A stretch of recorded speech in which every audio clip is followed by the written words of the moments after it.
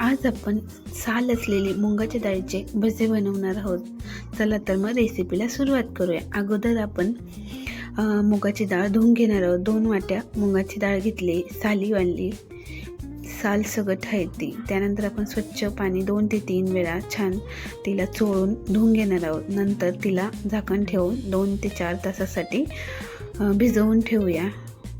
भिजल्यानंतर आपण तिला स्वच्छ परत पाण्याने धुवून घेऊया रोळून. त्यानंतर आपण तिला पाणी निथळण्यासाठी ठेवून देऊया.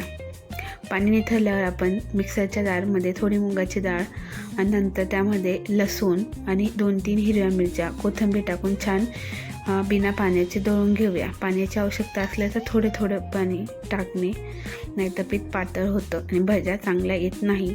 त्यानंतर आपण ते सर्व मिश्रण एकत्र करून घेऊया. त्यानंतर जिरेपूड, धनेपूड, हळद आणि मीठ चवीपुरता घालून मिक्स करून घेऊया. नंतर एका कढईमध्ये आपण तेल गरम करायला ठेवले होते. ते गरम तेल झाल्यावर आपण त्यामध्ये ह्या भज्या काढून घेऊया. दोन्ही बाजूने आपण छान लालसर खरपूस भाजून घेणार आहोत.